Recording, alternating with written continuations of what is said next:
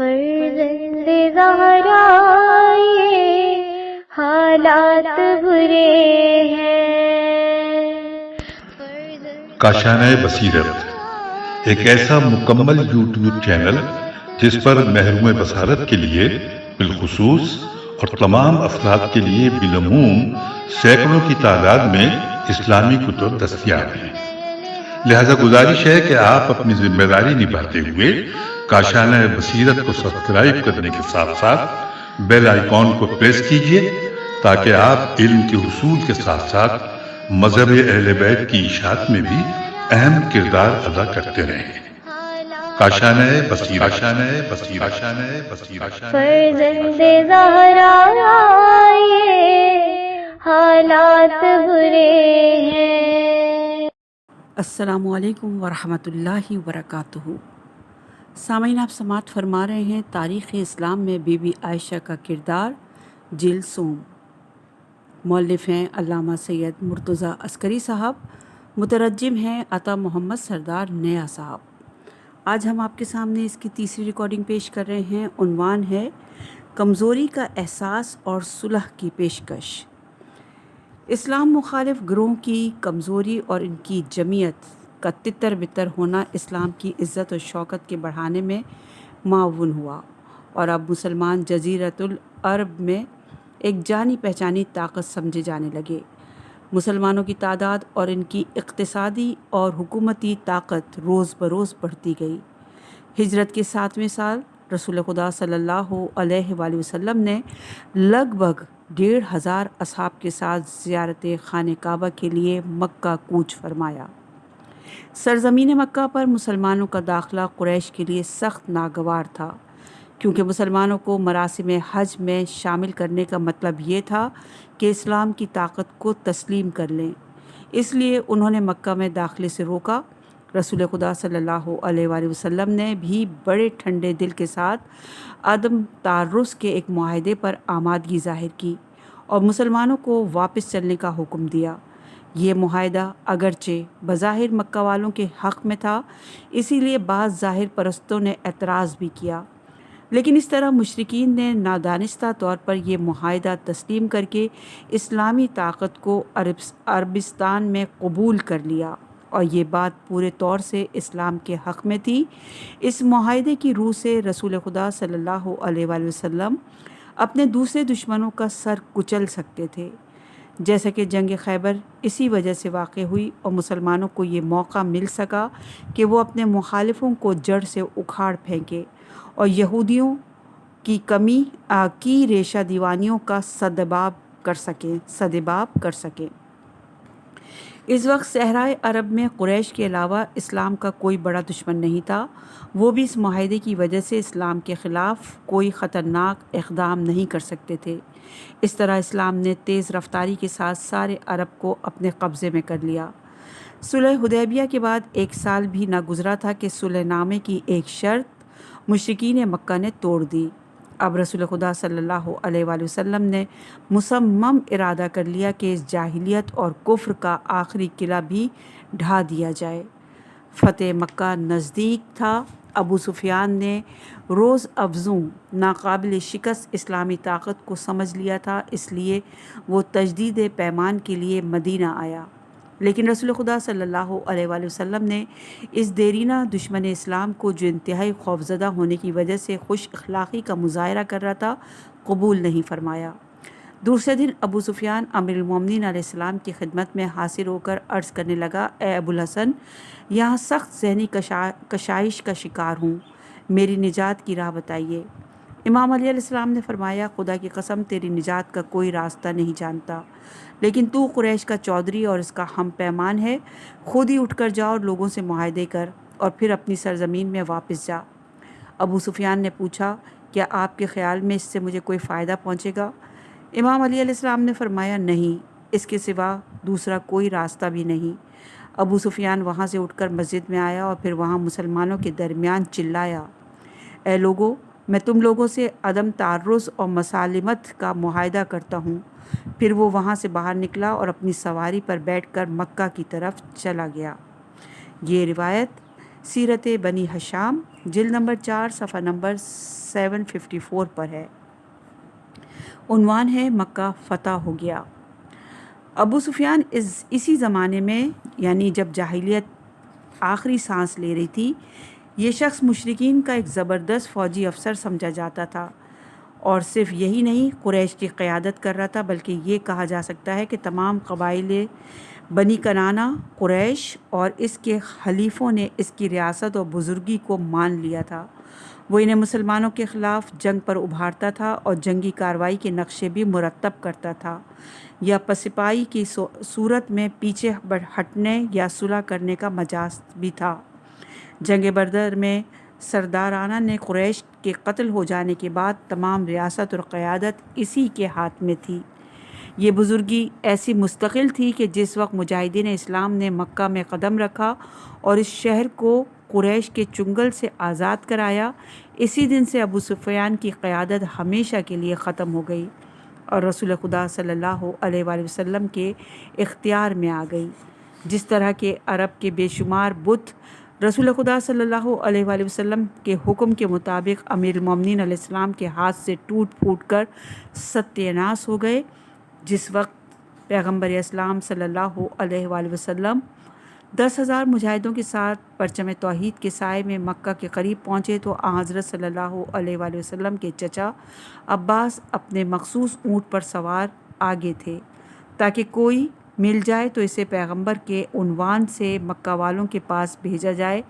انہیں خطرہ بھی تھا، اس لیے وہ چاہ رہے تھے کہ کسی کو رسول اکرم صلی اللہ علیہ وآلہ وسلم کے پاس بھیج کر حضرت صلی اللہ علیہ وآلہ وسلم سے امان کی درخواست کریں۔ عباس نے راستے میں 3 بزرگان قریش سے ملاقات کی۔ ابو سفیان بھی انہی میں سے تھا۔ یہ شہر سے نکل چکے تھے تاکہ حالات و خطرات کو معلوم کر کے اس کا تدارک کر سکیں۔ عباس نے ابو سفیان سے کہا، خدا کی قسم اگر مسلمان تجھے پا گئے تو یقینی طور پر قتل کر دیں گے۔ اس کے بعد عباس نے اسے رسول خدا صلی اللہ علیہ وآلہ وسلم کے اونٹ پر پیچھے بٹھا لیا اور سیدھے پیغمبر اسلام کی خدمت میں آئے۔ جیسے تیسے راستہ طے ہو گیا۔ جس وقت ابو سفیان نے رسول خدا صلی اللہ علیہ وآلہ وسلم کے خیمے میں پہنچ کر سلام کیا، حضرت صلی اللہ علیہ وآلہ وسلم نے فرمایا، اے ابو سفیان تجھ پر افسوس ہے، کیا ابھی وقت نہیں آیا کہ تو سمجھ سکے اور مان لے کہ خدائے واحد کے سوا کوئی خدا نہیں؟ ابو سفیان نے عرض کیا، میرے ماں باپ آپ پر قربان، آپ جتنے حلیم اور باعظمت ہیں، کس قدر اپنے رشتہ داروں کے ساتھ صلہ رحمی کرنے والے ہیں۔ خدا کی قسم میں سوچتا ہوں اگر اللہ کے سوا کوئی خدا ہوتا تو ضرور مجھے فائدہ پہنچاتا۔ رسول خدا صلی اللہ علیہ وآلہ وسلم نے فرمایا، اے ابو سفیان تجھ پر افسوس ہے، کیا وقت نہیں آیا کہ سمجھ سکے کہ میں خدا کا رسول ہوں؟ اس نے عرض کیا، میرے ماں باپ قربان، آپ کتنے عظیم اور حلیم ہیں اور رشتہ داروں کے ساتھ مہربانی کرنے والے ہیں، مجھے اس مسئلے میں کچھ شک اور تردد ہے۔ عباس نے خطرے کا احساس کر لیا، وہ دہاڑے، اے ابو سفیان تجھ پر افسوس ہے، اسلام قبول کر لے، اپنی موت کو چنگل میں مت ڈال۔ ابو سفیان نے اسی لمحے خوف اور مجبوری کے عالم میں کلمہ شہادتین زبان پر جاری کیا اور بظاہر اسلام لے آیا۔ یہ روایت حاشیے میں لکھا ہے کہ آگے کے صفحات پر ہم بیان کریں گے کہ ابو سفیان نے ظاہری طور پر اسلام قبول کیا تھا اور اس کے دل میں کفر چھپا ہوا تھا۔ جیسے ہی ابو سفیان نے اسلام قبول کیا، عباس نے حضرت صلی اللہ علیہ وآلہ وسلم سے ابو سفیان کے بارے میں امتیازی سلوک کی درخواست کی، یعنی یہ اعلان کر دیا جائے کہ جو بھی ابو سفیان کے گھر میں داخل ہو جائے اس کو امان ہے۔ انہوں نے عرض کیا کہ اس کی وجہ یہ ہے کہ وہ افتخار اور شہرت کو پسند کرتا ہے، لہٰذا اس کی دلجوئی کے لیے یہ اعلان ضروری ہے۔ پیغمبر اسلام صلی اللہ علیہ وآلہ وسلم نے اعلیٰ ظرفی کا مظاہرہ فرماتے ہوئے اپنے سخت ترین دشمن دیرینہ کو، جو بظاہر اسلام لا چکا تھا، امن کا گھر قرار دیتے ہوئے اعلان کیا، ہاں جو شخص بھی ابو سفیان کے گھر میں پناہ لے لے وہ امن میں ہے، اور جو شخص اپنے گھر بند کر کے رہے وہ بھی امن میں ہے۔ جو شخص خانہ خدا میں پہنچ جائے وہ امان میں ہے، اور جو شخص بھی ہتھیار ڈال دے وہ ہر قسم کے خطرے سے محفوظ ہے۔ اسلامی لشکر نے اپنے اطراف گاہ سے کوچ کیا تاکہ مکہ کا آخری فاصلہ طے کیا جا سکے اور شرک کے مرکز کو توحید پرستی میں تبدیل کیا جا سکے۔ رسول خدا صلی اللہ علیہ وآلہ وسلم کا حکم بجا لایا گیا۔ تمام مسلمانوں کے قبائل اور گروہ جنگی اسلحے سے آراستہ ہو کر عبور کر رہے تھے۔ جب بھی کوئی قبیلہ گزرتا تھا تو ابو سفیان عباس سے پوچھتا تھا کہ یہ کون سا قبیلہ ہے۔ عباس نے مثلاً کہا کہ یہ قبیلہ بنی سلیم ہے، تو ابو سفیان انتہائی تھکے تھکے لہجے میں کہتا تھا کہ مجھے قبیلہ بنی سلیم سے کیا سروکار، یعنی بنی سلیم کا قبیلہ مجھ سے جنگ کے لیے کیوں آیا ہے، مجھے تو ان سے کوئی اختلاف نہیں تھا۔ تمام قبائل اسی طرح گزرتے رہے، یہاں تک کہ رسول خدا صلی اللہ علیہ وآلہ وسلم مہاجرین اور انصار کے ساتھ، یعنی اپنے اصحاب خاص کے ساتھ اس کے سامنے سے گزرے۔ ان مجاہدوں کے تمام بدن فولاد سے ڈھکے ہوئے تھے، صرف آنکھیں کھلی ہوئی تھیں۔ ابو سفیان نے پوچھا یہ کون لوگ ہیں؟ عباس نے جواب دیا یہ خدا کے رسول ہیں اور مہاجرین اور انصار کے درمیان ہیں۔ ابو سفیان نے کہا کہ کیا کسی کو بھی اس لشکر سے جنگ کرنے کی طاقت نہیں ہے؟ تمہارے بھتیجے نے تو بہت عظیم بادشاہی قائم کر لی ہے۔ عباس نے کہا اے ابو سفیان، یہ خدا کی جانب سے نبوت اور رسالت ہے، یہ بادشاہی نہیں ہے۔ ابو سفیان نے کہا ہاں ایسا ہی ہے۔ اس وقت عباس نے ابو سفیان کو اس کے حال پر چھوڑ دیا اور خود لشکر میں شامل ہو گئے۔ ابو سفیان نے بھی جس قدر جلد ہو سکا اپنے کو مکہ میں پہنچایا اور تیزی سے مسجد الحرام میں پہنچ کر آواز دی، اے قریش، یہ محمد صلی اللہ علیہ وآلہ وسلم ہیں کہ جن کے اصحاب بے شمار ہیں، یہ تمہاری طرف آ رہے ہیں۔ آگاہ ہو جاؤ کہ جو بھی ابو سفیان کے گھر میں داخل ہو جائے گا اسے امن مل جائے گا۔ اس وقت ابو سفیان کی زوجہ ہندہ اپنی جگہ سے اٹھی، اس نے اپنا ہاتھ اور چہرہ چھپا رکھا تھا، زور سے چلائی، اس گوشت کے لوتھڑے کو قتل کر ڈالو، ناز جائے تیرے جیسے خاندان کا۔ ابو سفیان نے اپنی زوجہ کی بات پر توجہ نہیں دی، دوبارہ کہا یہ عورت تمہیں فریب نہیں دے، آن حضرت صلی اللہ علیہ وآلہ وسلم ایک لاتعداد فوج کے ساتھ تمہارے طرف آ رہے ہیں، جو بھی ابو سفیان کے گھر میں داخل ہو جائے گا اسے امن مل جائے گا۔ لوگ چلانے لگے خدا تجھے قتل کرے، تیرے گھر میں ہم سب کے سب کیسے سما سکتے ہیں؟ ابو سفیان نے کہا جو شخص بھی اپنا گھر بند کر لے وہ امان میں ہے، جو شخص مسجد الحرام میں داخل ہو جائے وہ بھی امان پائے گا۔ لوگوں کے پاس کھڑے ہوئے لوگ مسجد الحرام کی طرف جانے لگے۔ ذرا دیر گزری تھی کہ رسول اکرم صلی اللہ علیہ وآلہ وسلم ان پر اور ان کے خاندان پر صلوات اسلحوں سے لیس فوج کے ساتھ مکہ میں داخل ہوئے اور تیزی سے خانہ کعبہ کے پاس پہنچ گئے۔ آپ خانہ کعبہ کے دروازے کے پاس کھڑے ہوئے اور ایک طویل تقریر کی۔ آخر میں آپ نے قریش کو مخاطب ہو کر فرمایا، تم ہی سوچو کہ میں تمہارے بارے میں کیا کروں۔ سب نے کہا ہمیں آپ سے بھلائی ہی کی امید ہے، آپ عظیم بھائی اور عظیم بھائی کے بیٹے ہیں۔ آپ نے فرمایا جاؤ کہ تم سب آزاد ہو۔ یہ روایت سیرت ابن حشام جلد نمبر 4 صفحہ نمبر 870، طبری جلد نمبر 3 صفحہ نمبر 61 پر موجود ہے۔ وہ دن ایک روشن، درخشاں اور عمیق اعلیٰ ظرفی کے دن کی طرح گزر گیا۔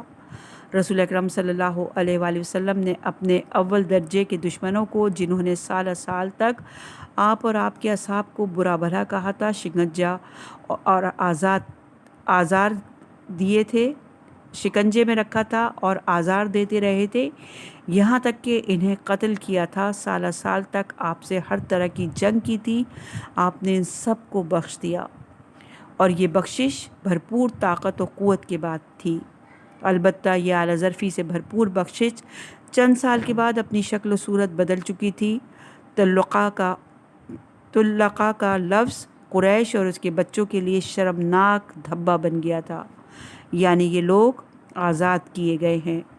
یہ لوگ فتح مکہ کے دن آزاد کیے گئے تھے، پھر تو بعد میں انہیں اسی لفظ طلقہ سے مذمت کی جانے لگی۔ عنوان ہے ابو سفیان اسلامی معاشرے میں۔ رسول خدا صلی اللہ علیہ وآلہ وسلم نے تقریر کرنے کے بعد خانہ کعبہ کا طواف کیا۔ ابو سفیان وہیں ایک گوشے میں کھڑا طواف کعبہ کے منظر کو بغور دیکھ رہا تھا۔ جب اس نے مشاہدہ کیا کہ مسلمان کس قدر جوش و خروش کے ساتھ رسول خدا صلی اللہ علیہ وآلہ وسلم کے پیچھے خانہ خدا کے گرد طواف و گردش کر رہے ہیں، تو تیزی سے اس کے دل میں ایک خیال گزرا، کیا اچھا ہو کہ میں دوبارہ لوگوں کو محمد صلی اللہ علیہ وآلہ وسلم کے خلاف بھڑکا دوں۔ رسول اکرم صلی اللہ علیہ وآلہ وسلم نے اس کی طرف رخ کر کے اس کے سینے پر ہاتھ مار کر فرمایا کہ اس دن اللہ تجھے ذلیل و خوار کرے گا۔ ابو سفیان نے کہا میں خدا سے رجوع کرتا ہوں اور اس کی مغفرت کا طلبگار ہوں، اور میں نے صرف سوچا ہی تھا۔ دوبارہ اس نے دل میں کہا کہ میں نہیں جانتا محمد صلی اللہ علیہ وآلہ وسلم کس وجہ سے مجھ پر فتح پا گئے۔ رسول خدا صلی اللہ علیہ وآلہ وسلم نے اس کی پیٹھ پر ہاتھ مارتے ہوئے فرمایا خدا کی طاقت سے میں تجھ پر فتح مند اور کامران ہوا۔ اس وقت ابو سفیان نے مجبور ہو کر کہا میں گواہی دیتا ہوں کہ آپ خدا کے رسول ہیں۔ یہ روایت تہذیب ابن عساکر جلد نمبر 6 صفحہ نمبر 404، اصابہ جلد نمبر 2 صفحہ نمبر 172 میں موجود ہے، جو کہ طباعت ہوئی مصر میں 1358 شمسی سال میں۔ فتح مکہ کے بعد رسول اکرم صلی اللہ علیہ وآلہ وسلم حنین کی طرف روانہ ہو گئے تاکہ حوازان سے جنگ کر سکیں۔ آپ کے ہمراہ کچھ قریش کے افراد بھی تھے۔ مشہور مورخ مقریزی لکھتا ہے مکہ کے وہ لوگ جو ظاہری طور پر مسلمان ہوئے تھے حضرت صلی اللہ علیہ وآلہ وسلم کے ساتھ حنین گئے۔ وہ اس انتظار میں تھے کہ دونوں گروہوں میں سے کون کامیاب ہوتا ہے تاکہ اس کے ساتھ مخالف گروہ کا مال غنیمت لوٹ سکے۔ ان میں سے ایک ابو سفیان بن حرب تھا جو اپنے فرزند معاویہ کو بھی ساتھ لے گیا۔ یہ دونوں اپنے ہمراہ اپنے ترکش میں اسلام بھی لائے تھے۔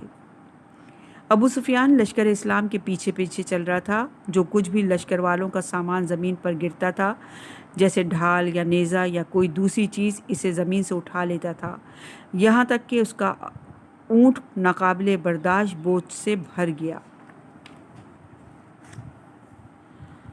واقدی کہتا ہے کہ حنین وہ جگہ ہے جو مکہ سے 3 شبانہ روز کے فاصلے پر واقع ہے، اور یہ روایت مجم البلدان جلد نمبر 2 صفحہ نمبر 313 میں ہے، جو کہ بیروت سے شائع ہوئی تھی۔ اس سرزمین پر اعراب عدنانی سے ایک طاقتور قبیلہ زندگی گزار رہا تھا جو بنام حوازان مشہور تھے۔ لشکر اسلام اپنی تمام طاقتوں کے باوجود آغاز جنگ میں حوازان کے مد مقابل زیادہ کامیاب نظر نہیں آیا، کیونکہ مسلمان تنگ راستوں سے آگے بڑھے تو ناگہانی حملے کا شکار ہو گئے اور لشکر میں بھگدڑ مچ گئی۔ پیغمبر اسلام کے پاس معدود چند مسلمانوں کے کوئی باقی نہ رہا، جن میں ایک امیر المومنین علیہ السلام اور دوسرے عباس بن عبد المطلب ثابت قدم رہے۔ یہ روایت المغازی جلد نمبر 3 صفحہ نمبر 300، یعقوبی جلد نمبر 2 صفحہ نمبر 47، انصاب الاشراف جلد نمبر 1 صفحہ نمبر 365 پر موجود ہے۔ اسی ہنگامی حالات میں چند بزرگان قریش جو تازہ مسلمان ہوئے تھے، انہوں نے اپنی زبان پر کلمات کو جاری کیا کہ جس کو اب ابن حشام نے اپنی تاریخ میں یوں ذکر کیا ہے۔ وہ لکھتا ہے جب مسلمانوں نے فرار اختیار کیا تو وہ لوگ جو مکہ سے حضرت کے ساتھ ہوئے تھے، جب انہوں نے اس منظر کو دیکھا تو اپنے کینہ درینہ کو آشکار کر دیا۔ جیسے ابو سفیان نے کہا تھا ابھی کیا ہے، یہ لوگ شکست کھا کر سمندر تک بھاگیں گے۔ یہ اس وقت بھی جاہلیت اور کفر کی علامت اسلام کو ساتھ میں رکھتا تھا۔ اسلام لکڑی کا ایک تیر تھا جو کفار قریش خاص موقع پر فال نکالنے کے کام میں لاتے تھے، حالانکہ یہ خود جاہلیت عرب اور بت پرستی کی کھلی ہوئی نشانی ہے۔ قرآن کریم نے اصنام جاہلی کے ساتھ ساتھ اس کی بھی بڑی مذمت کی ہے۔ سورہ توبہ اور سورہ مائدہ کی آیت نمبر 90 میں ہے کہ ایک دوسرے سردار قریش نے کہا ہاں اب جادو اور سحر ٹوٹ گیا۔ فرمان رسول خدا صلی اللہ علیہ وآلہ وسلم ہے اور فریاد عباس نے مسلمانوں کو جو دشمن کے ناگانی حملے سے بھاگ گئے تھے واپس بلا لیا اور دشمن پر حملہ ہوئے۔ زیادہ دیر نہ گزری تھی کہ دشمن نے اسلام کو منہ کی کھانی پڑی اور اسلام کو شاندار فتح حاصل ہوئی۔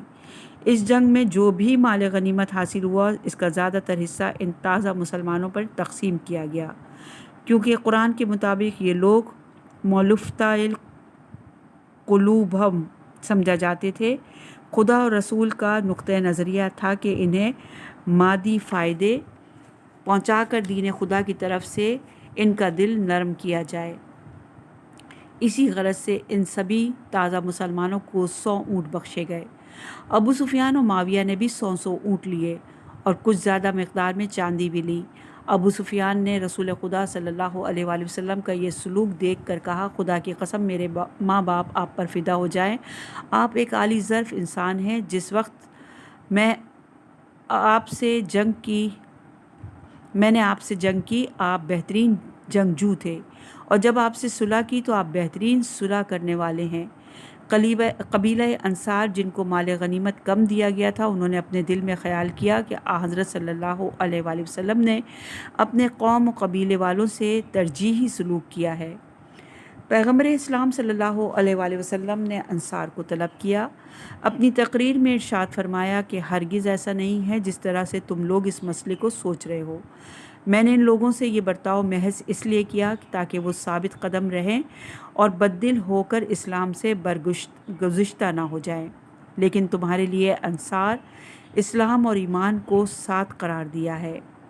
یہ روایت سیرت ابن حشام جلد نمبر 4 صفحہ نمبر 935، طبری جلد نمبر 3 صفحہ نمبر 94، المغازی جلد نمبر 3 صفحہ نمبر 956 پر موجود ہے۔ فتح مکہ کے بعد ابو سفیان نے ظاہری طور سے اسلام قبول کر لیا تھا، وہ مسلمانوں کے گروہ میں بھی شامل ہو گیا تھا، لیکن مسلمانوں نے اس کی گزشتہ کی زیادتیوں اور اسلام دشمنی کو کسی بھی لمحے فراموش نہیں کیا۔ یہی وجہ تھی کہ جو معاشرہ اسلامی نے اس پر لطف اور مہربانی کی نگاہ نہیں ڈالی۔ یہ روایت صحیح مسلم جلد نمبر 7 صفحہ نمبر 171 پر موجود ہے جو کہ طباعت ہوئی مصر سے۔ اہل سنت کے عظیم محدث مسلم بن حجاج اپنی کتاب صحیح مسلم میں مسلمانوں کے سلوک کو ان الفاظ میں بیان کرتے ہیں، ایک دن ابو سفیان کچھ پاک باز مسلمانوں کے درمیان سے گزرا، جیسے سلمان، بلال، صہیب۔ یہ حضرات آپس میں باتیں کر رہے تھے۔ جب ان لوگوں کی نظر ابو سفیان پر پڑی تو کہا، اس دشمن خدا کو اللہ کی تلوار نے ابھی تک کیفر کردار تک نہیں پہنچایا۔ یہ بات جب ابو بکر نے ان لوگوں سے سنی تو خفا ہو کر کہا، کیا تم لوگ ایک بزرگ قریش کے بارے میں ایسی باتیں کر رہے ہو؟ یہ بات کہہ کر وہ اسلامی معاشرے کے نامناسب رد عمل کے خوف سے گھبراتے اور دوڑتے ہوئے رسول اکرم صلی اللہ علیہ وآلہ وسلم کی خدمت میں حاضر ہوئے۔ آپ نے فرمایا، شاید تم نے ان لوگوں کو ناخوش کیا ہے، اگر تم نے انہیں غضبناک کیا ہے تو یاد رکھو کہ تم نے اپنے پروردگار کو غضبناک کیا ہے۔ ابو بکر نے جب رسول خدا صلی اللہ علیہ وآلہ وسلم کی زبان سے ان کلمات کو سنا تو تیزی سے سلمان اور ان کے ساتھیوں کے پاس پلٹے اور معذرت کرتے ہوئے کہا، اے بھائیو، میں نے تم لوگوں کو ناخوش اور غضبناک کیا ہے۔ سب نے کہا، نہیں، اللہ تمہیں بخشے اے بھائی۔ یہ روایت صحیح مسلم کی صفحہ نمبر 173، سیر الاعلام النحال جلد نمبر 2 صفحہ نمبر 15 پر موجود ہے۔ مسلمانوں کی یہ نفرت رسول خدا صلی اللہ علیہ وآلہ وسلم ہی کے زمانے میں نہیں تھی، بلکہ عام مسلمانوں کی ابو سفیان سے نفرت کا یہی حال رہا۔ آئندہ کی صفحات پر ہم اگلی فصل میں اس چیز پر آپ کی نظر کریں گے۔ عنوان ہے ابو سفیان شیخین کے زمانے میں۔ عظیم مورخ ابن عساکر اور مشقی لکھتا ہے، ایک دن ابو بکر نے اپنی حکومت کے زمانے میں ابو سفیان کو بہت کچھ کہہ ڈالا۔ ان کے باپ ابو قحافہ نے کہا، اے ابو بکر، ابو سفیان سے تم اس طرح باتیں کرتے ہو؟ ابو بکر نے جواب دیا، بابا ہاں، خداوند عالم نے اسلام کی خاطر بلند خاندانوں کو پست کر دیا ہے، اور ہمارے خاندان ان میں جو پست تھے اب اسلام کی وجہ سے بلند ہو گئے ہیں۔ جس زمانے میں عمر بن خطاب حج کے لیے آئے تو انہیں بتایا گیا کہ ابو سفیان نے ایک گھر بنایا ہے اور اپنے گھر کے لیے ٹھیک راستے میں ایسی تعمیر کی ہے کہ پانی کا بہاؤ شہر کو لپیٹ میں لے سکے۔ عمر نے ان شکوہ کرنے والوں کے ساتھ ابو سفیان کے گھر کا رخ کیا، پھر حکم دیا کہ ابو سفیان ان پتھروں کو اپنی پشت پر لاد کر راستے سے ہٹائے۔ اس کے بعد اپنے ہاتھ آسمان کی طرف بلند کر کے کہا، خداوندہ، ساری تعریف تیرے لیے مخصوص ہے۔ میں نے شہر مکہ میں بزرگ قریش ابو سفیان کو حکم دیا ہے اور اس نے میری بات مان لی ہے۔ دوسرے مورخین نے بھی لکھا ہے کہ ایک دن خلیفہ دوم عمر مکہ کی گلیوں سے گزر رہے تھے۔ انہوں نے دیکھا گلیوں میں گندگی ہے۔ انہوں نے حکم دیا کہ جس شخص کے گھر سے کے سامنے گندگی ہے وہ خود صاف کرے۔ کچھ دن بعد دیکھا کہ بعض جگہوں پر گندگی باقی ہے تو غصے میں ابو سفیان کے سر پر تازیانے لگانے لگے۔ ابو سفیان کے تازیانے کھانے کی خبر ہندا کو ملی تو اپنے جاہلی وراثت کا بھرپور مظاہرہ کرتے ہوئے بولی، او عمر، خدا کی قسم، اگر دور جاہلیت میں تم نے ابھی تازیانہ مارا ہوتا تو مکہ کی زمین لرز جاتی، تمہارے پیروں تلے زمین کھسک جاتی۔ عمر نے جواب دیا، تو نے سچ کہا، لیکن کیا کیا جائے، خداوند عالم نے اسلام کی وجہ سے عزت دار گروہ کو ذلیل کر دیا ہے اور ذلیل گروہ کو باوقار بنا دیا ہے۔ یہ روایت تہذیب ابن عساکر جلد نمبر 6 صفحہ نمبر 407 پر موجود ہے۔ جیسا کہ آپ نے ملاحظہ فرمایا کہ اسلام نے ابو سفیان کو کس قدر ذلیل اور رسوا کیا اور دوسروں کو نعمت اور عزت بخشی، اس وجہ سے وہ مجبوراً اپنے دل کی گہرائیوں میں اسلام اور مسلمانوں کے خلاف کینہ اور عناد بوتا رہا۔ اس کا یہ عناد مختلف اوقات میں اس کی باتوں سے ظاہر ہوتا رہا۔ عبداللہ بن زبیر کا بیان ہے کہ میں اپنے باپ کے ہمراہ جنگ یرموک میں شریک تھا، لیکن اتنا کمسن تھا کہ جنگ نہیں کر سکتا تھا۔ اسی اثنا میں نے دیکھا کچھ لوگوں کو ایک پہاڑ کی چوٹی پر جو اس جگہ سے علیحدہ تھے۔ میں ان کے پاس گیا تو وہاں ابو سفیان تھا جو چند سرداران قریش کے ساتھ بیٹھا ہوا تھا۔ یہ سب لوگ وہ تھے جو فتح مکہ کے بعد اسلام لائے تھے۔ میں ان کے درمیان بیٹھ گیا۔ انہوں نے مجھے بچہ خیال کیا، اس لیے سمجھ رہے تھے کہ میں ان کی باتوں کو نہیں سمجھ سکوں گا۔ وہ آزادانہ اپنی باتیں جاری رکھے ہوئے تھے، کوئی بات چھپا نہیں رہے تھے۔ وہ لوگ جب مسلمانوں کو پیچھے ہٹتا ہوا دیکھتے تھے اور رومیوں کو آگے بڑھتا ہوا تو چلاتے تھے، ہاں زندہ باد رومیوں، لیکن جب رومیوں کو پیچھے ہٹتا ہوا دیکھتے تھے اور اسلام کا غلبہ دیکھتے تھے تو افسوس کے ساتھ آواز دیتے تھے، ہائے رومیوں، تم پر افسوس ہو۔ آخر خداوند عالم نے رومیوں کو شکست دی اور وہ بھاگ گئے۔